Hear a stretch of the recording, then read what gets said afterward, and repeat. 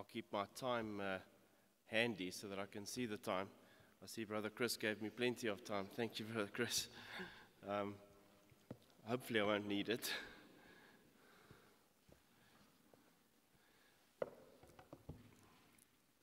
I don't know why Brother Justice carried on so much about secular qualifications, because I feel a little bit like Paul and count that but rubbish. If I compare life in the world, or and that sounds terrible, so let's rather say in the corporate world versus doing something and serving at the college, it's not comparable. At the college, you're doing something, you are affecting people's lives, and that makes a difference to someone's eternity. Whereas in a corporate, you're chasing money, you're chasing profit, which is empty and hollow. I'll never forget, it's something I've used probably 4 or 5 times, and I'm sorry I'm using it again if you've heard me say it, but at the Equip conference that I was at recently, Brother Larry's son was talking, Jay was talking about equipping his children, and it really made an impact on me. He was talking about how he can equip his children to be an entrepreneur, to be good at sport, to be good at people relations, and all these sorts of things. But that means nothing. We need to equip our children to have a relationship with God. And if we haven't done that, we've actually failed. And that's the stark reality of it. I've noticed that the theme of the lectureship, Lord, Show Us the Father, has produced some very difficult topics. These are not simple topics. It's not, I think more than one speaker has said, I don't know how to describe this topic. The depth of God, the knowledge of God, the heart of God. How do you do that? But I think it's good because it's challenged the speakers, right? And although there's a common theme that runs through, I think that the speakers have gone in very different directions, which is really awesome. The goal of the lesson this morning is, as normal and as usual when I speak, I try and do this, and that is to encourage us as believers to walk worthy of the calling to which we have been called. And this morning specifically, to be reminded that God knows. In Genesis chapter 6, reading from verse 5, then the Lord saw that the wickedness of man was great on the earth, and that every intent of the thoughts of his heart was only evil continually. The Lord was sorry that he had made man on the earth, and he was grieved in his heart. The Lord said, I will blot out man whom I have created from the face of the land, from man to animals to creeping things and to birds of the sky, for I am sorry I have made them. But Noah found favor in the eyes of the Lord. In the eyes of the Lord, These are the records of the generations of Noah. Noah was a righteous man, blameless in his time. Noah walked with God. We see here that God was sorry. Another version says was grieved. But this particular translation, the New American Standard, says that he was sorry that he had made man. You see, God could see through the actions of people. He could see through the thoughts and intentions of people. He knew what was going on. It wasn't news for God that people have gone off the rails. But he saw Noah, and he knew his heart. In Exodus chapter 3 and verse 7, the Lord said, I have surely seen the affliction of my people who are in Egypt, and have given heed to their cry because of their taskmasters, for I am aware of their suffering. In Acts chapter 7 from verse 30, the Bible says, after 40 years had passed, an angel appeared to him in the wilderness of Mount Sinai, in the flame of a burning thorn bush. When Moses saw it, he marveled at the sight. And as he approached to look more closely, there came the voice of the Lord. I am the God of your fathers, the God of Abraham and Isaac and Jacob. Moses shook with fear and could not venture to look. But the Lord said to him, take off your sandals from your feet, for the place on which you are standing is holy ground. I've certainly seen the oppression of my people in Egypt and have heard their groans, and I've come down to rescue them. Come now, I will send you to Egypt. God says, I saw their sufferings. I see their sufferings. I notice, I have taken cognizance of their afflictions. God knows if we're suffering. And God knows if we're afflicted. And God knows who is afflicting us. God knows. This might sound obvious, brethren. Of course God knows. But sometimes when they're in the midst of it, when we're suffering, when we're going through a difficult time, we don't take cognizance of it. We don't realize it. It doesn't hit our heart. We don't perhaps accept it.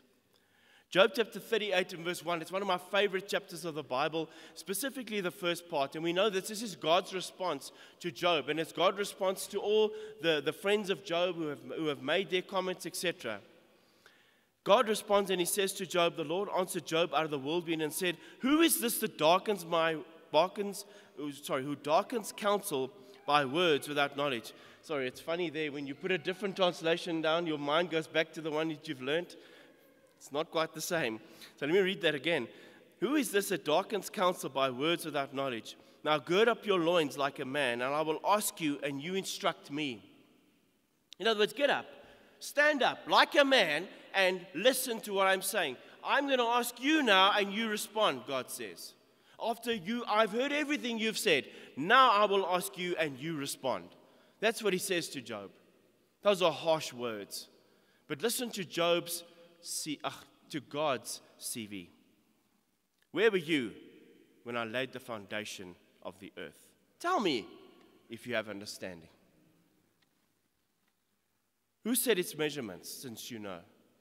And who stretched the line on it? On where were its bases sunk? And who laid its cornerstone? When the morning stars sang together and all the sons of God shouted for joy? And who enclosed the sea with doors when bursting forth it went out from the womb? When I made a cloud a garment and thick darkness its swaddling band, and I placed boundaries on it and set a bolt on its doors. And I said, thus far you shall come and no further, and yea, your proud waves shall stop. Have you ever in your life commanded the morning and caused the dawn to know its place, that it may take hold of the ends of the earth, and the wicked be shaken out of it? If it changed like clay under the seal, and they stand forth like a garment from the wicked, their light is withheld, and the uplifted arm is broken. Have you entered into the springs of the sea, or walked in the recesses of the deep? Have the gates of death been revealed to you, or have you seen the gates of deep darkness? Have you understood the expanse of the earth? Tell me if you know all this. Where is the way of the dwelling of light, and darkness, where is its place? That you may take hold of its territory, that you may discern the paths to its home. You know, for you were born then, and the number of your days is great. And we can carry on reading. We understand that from the account of Job, God was fully aware of what was going on with Job. Job did not have to explain it to God. The friends didn't have to explain to God, listen, God, do you realize, do you understand? Have you seen what Job is going through? God was fully aware of what was going on. He knew, he knows. God's response to Job is that nothing escapes his notice. There is nothing he doesn't know about, nothing he's unaware of. And this is a stark reminder of who God is, and that he is in control. God knows. Matthew chapter 27 from verse 45. Brother Chris touched on this morning. I love the way he said it, and he said it in a far better way than I could ever say it. But it's about the heart of God. Let's read from verse 45. Now from the 6th hour darkness fell upon the land until the 9th hour. And the 9th hour Jesus cried out with a loud voice, saying, Eli, Eli, lama sabachthani. That is, my God, why have you forsaken me?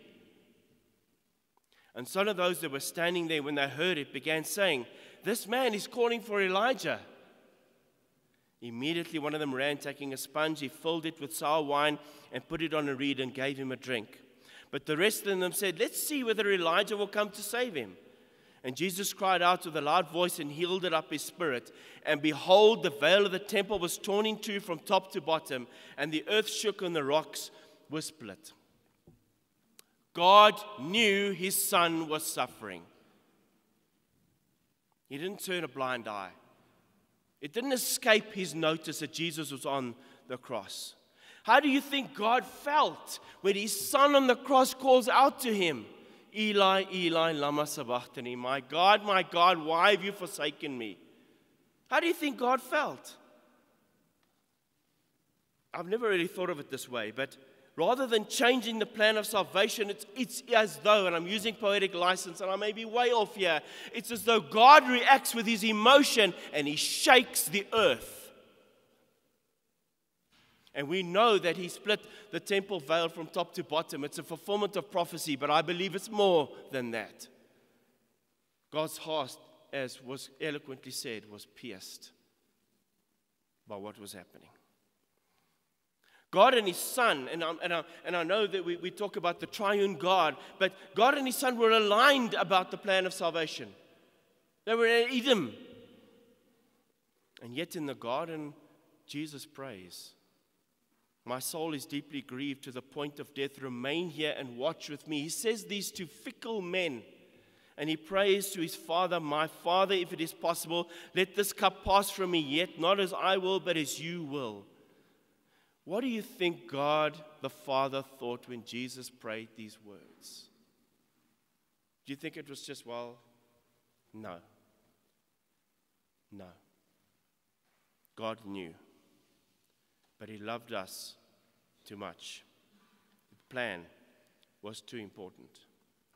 If we go back to the Old Testament in 1 Samuel chapter 17, we're going to take selected verses and read a story that we know well. And I can stand up here and explain the story to you, but let's go back to the word and read from it. It says from verse 1, "Now the Philistines gathered their armies for battle, and they were gathered at Succoth, which belongs to Judah, and they camped near Succoth and Azekah and Ephes Dammim.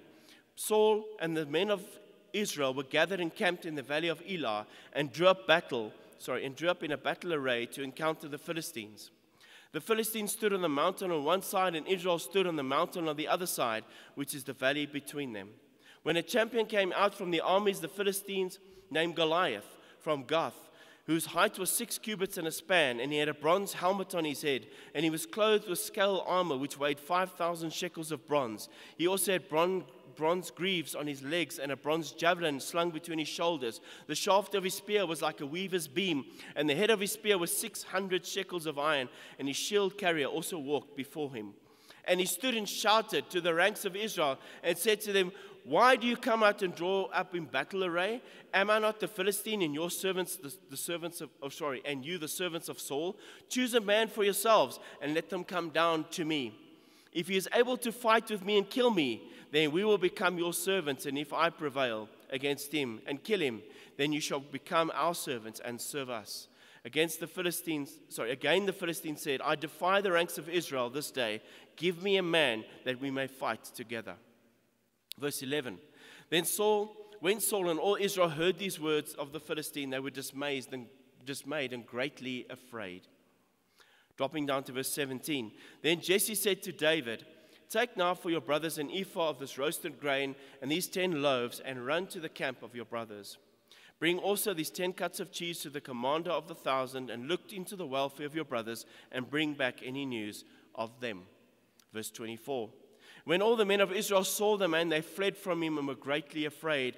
Then David spoke to the men who were standing by him, saying, "What will be done for the man who kills the Philistine and takes away the reproach from Israel? For who is this uncircumcised Philistine that he should taunt the armies of the living God?"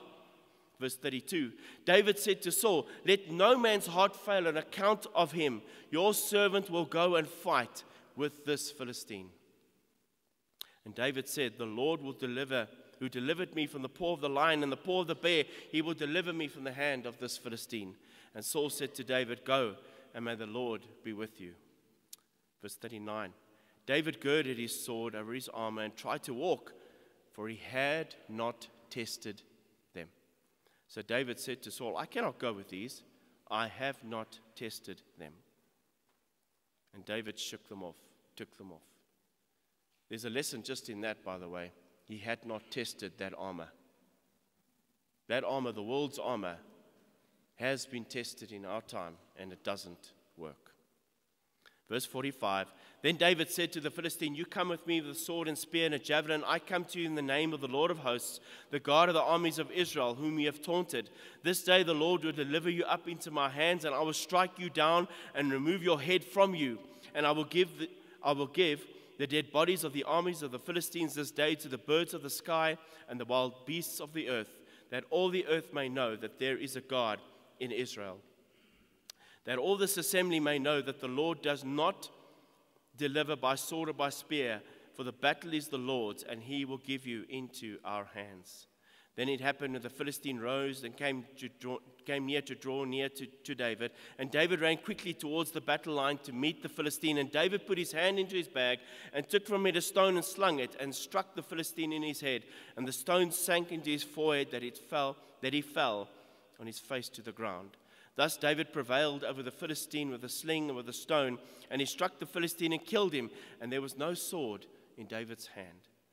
Then David ran and stood over the Philistine and took his sword and drew it out of its sheath and killed him and cut off his head with it. Then the Philistines saw their champion was dead. They fled.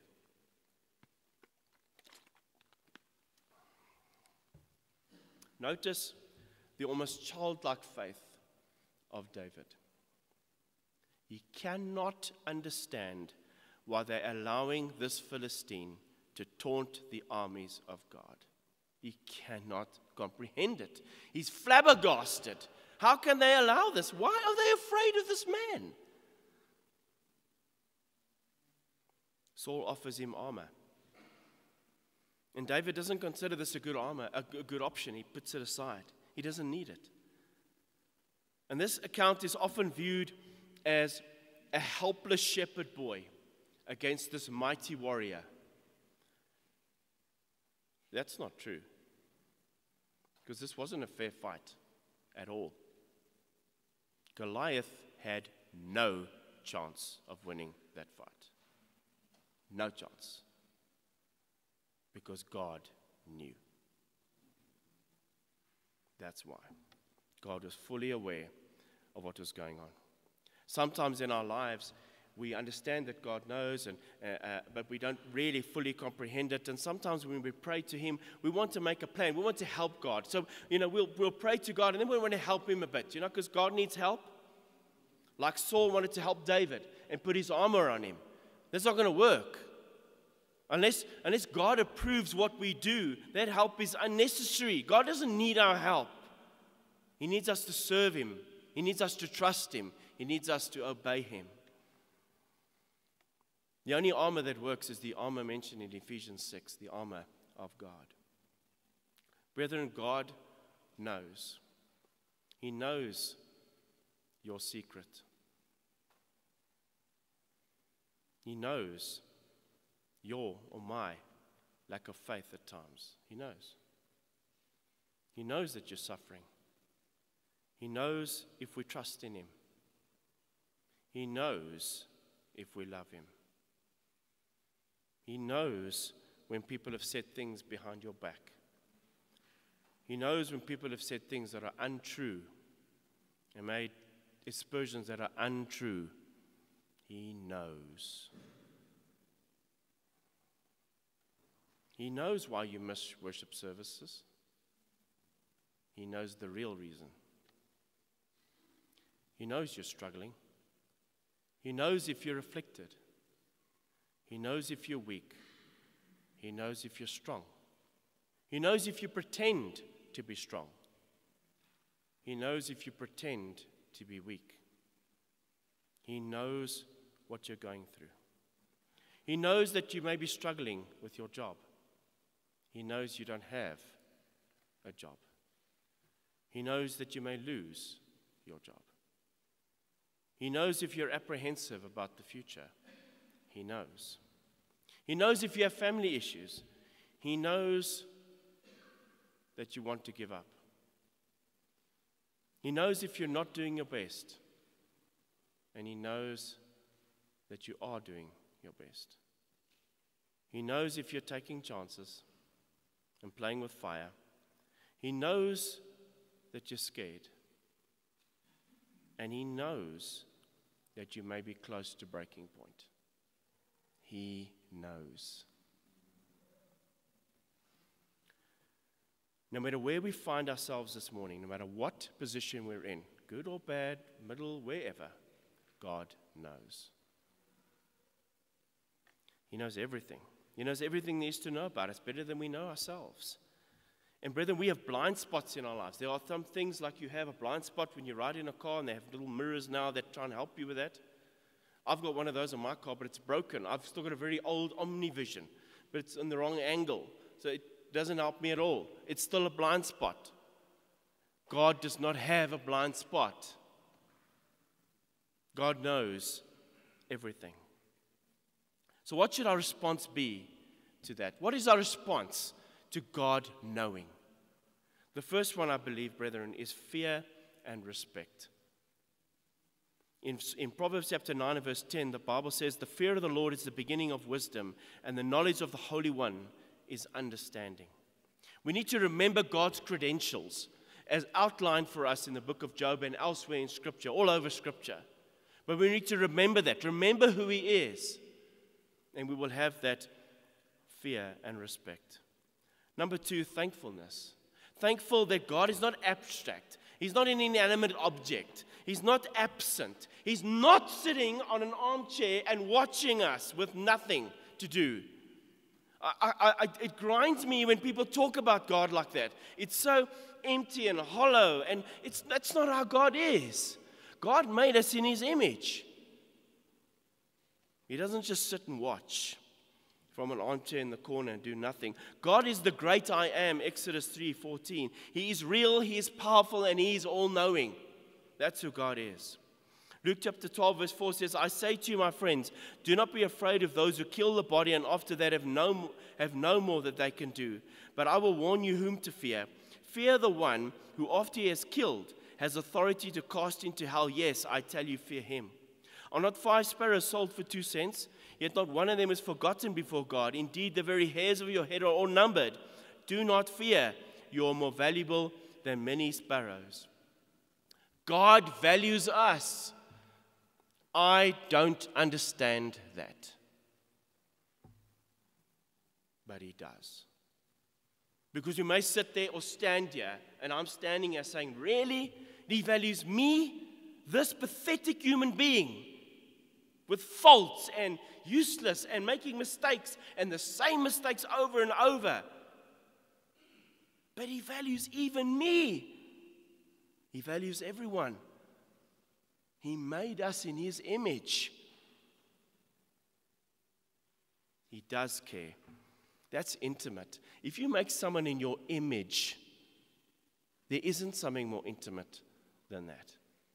He didn't just make something over there and is proud of it. Think about Him making us in His image. Number 3, how do we respond to God knowing? Do something about it. Act. Don't just sit. We need to respond to God. If there's something in our lives we need to do, to fix, to get rid of, to add, to whatever, do something about it now.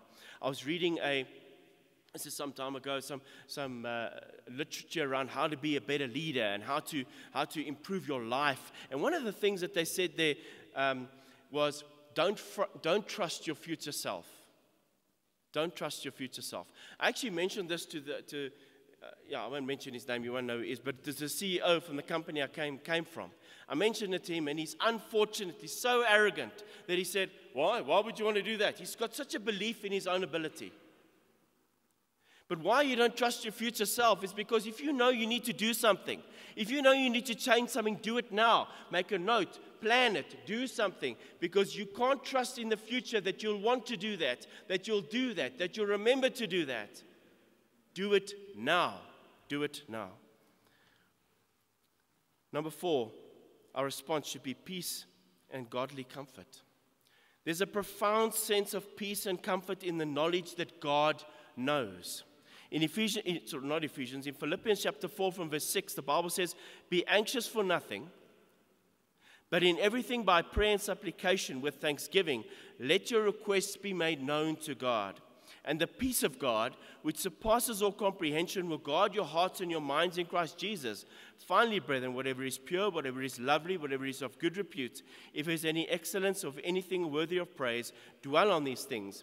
The things you have learnt and received and heard and seen in me, practice these things, and the God of peace will be with you."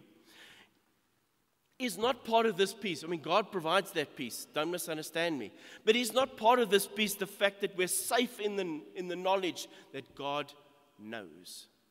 Have you noticed how if something's wrong or something's good or whatever, you just want to share that information with the closest person to you?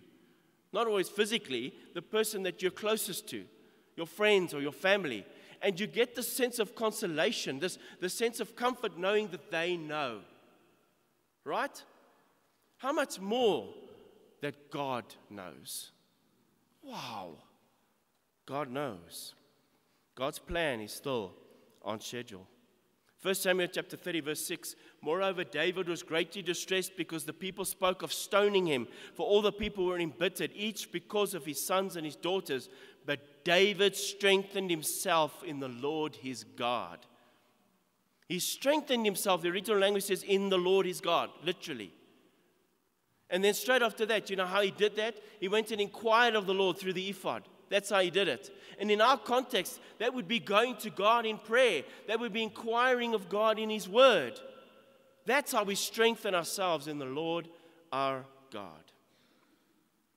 Psalm 56 verse 3 says, when I'm afraid, I will put my trust in you. In God, whose word I praise, in God I put my trust. I shall not be afraid. What can mere man do to me? Trust in God. In John chapter 11, Jesus raises Lazarus. And I haven't got the time to read the whole section, but we read from verse 21. Martha then said to Jesus, Lord, if you had been here, my brother would not have died. Even now I know whatever you ask of God, God will give you. Jesus said to her, your brother will rise again. Martha said to him, I know he will rise again in the resurrection on the last day. Jesus said to her, I am the resurrection and the life, and he who believes in me will live even if he dies. And everyone who lives and believes in me will never die. Do you believe this? So Jesus says to Martha, he will rise again. And one way of seeing this, brethren, is that perhaps Martha said, yes, that's what she meant. In other words, that yes, I understand what you're saying, that Lazarus will rise on the last day. He will rise at the resurrection. Okay? And she understands that. But perhaps there was more to her question, and more she was hoping that he would answer than just he will rise at the last day. And I recognize that, brethren, because I see that behavior in myself. So if someone offers me something, I don't know. Let's say I'm carrying books. Shane was carrying books yesterday. Let's say I'm carrying books out of here, and I've got a whole pile of books, and I start carrying them out, and someone offers help. And then I, you know, you kind of say, no, it's okay, I'll do it. But you're kind of hoping that they will actually say, I will help you with everything, so that you get more than what you asked for. Right? Isn't that true? You would love to actually have a little bit more. You see, because Martha was surrounded by so many people who were saying, he will rise again at the resurrection, you will see him again. And yes, that is consolation, but it is limited. Perhaps she was saying, is there more, Jesus? Yes, there is. Yes, there is. Is there more you want to tell me? Yes, there is. Because Jesus is the only one who could say to her, he will rise again, and mean that to mean that he will rise again at the last day, but also mean it to mean he will be raised now. Jesus was the only one who could raise and give back the widow's son to the widow, and could say to her that no one else could, don't cry. He says that in that passage, don't cry. Who else could say that to her? Nobody else. Because Jesus knew. That is the power of our God. That is the power of the God you and I serve.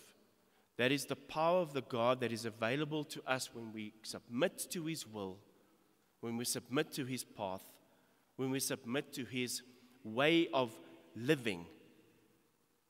That is the power of God, the God who knows. Thank you for your attention.